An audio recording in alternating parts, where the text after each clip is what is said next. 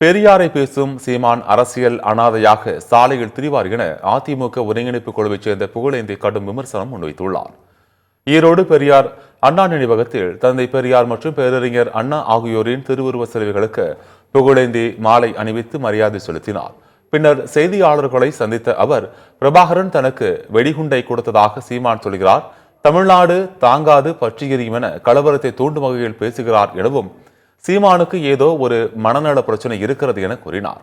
மேலும் பெரியாரை பேசும் சீமான் அரசியல் அனாதையாக சாலையில் திரிவார் என கூறிய புகழேந்தி, சீமானை ஏதாவது ஒரு கட்சி ஆதரிப்பதாக சொல்லிவிட்டால் நான் அரசியலை விட்டு வெளியேறி விடுகிறேன் என விமர்சித்தார்.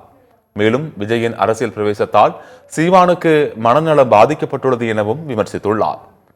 நீங்கள் திட்டங்களை சொல்லுங்கள், மக்களுக்கு நன்மை செய்கிறேன்னு சொல்லுங்கள், ஏதாவது சொல்லுங்கள்.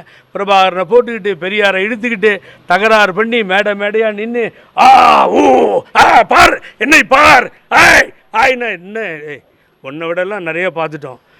இனிமேல் சீமானுக்கு இந்த திராவிட இயக்கத்தில் இடமில்லை. அதனால் எல்லாருமே விட்னஸ் பண்ணியாச்சு, என்டாஸ் பண்ணியாச்சு, கூட சேர்ப்பாங்கன்னு கனவுல கூட சேர்க்காங்க. அரசியல் அனாதையாக ரோட்டில் தெரிய வேண்டுமே தவிர ஒரு அரசியல் மறுவாழ்வு என்பது இனி சீமானுக்கு கிடையாது. பெரியாரை தொட்டு கெட்டு போய்விட்டார் அவர்.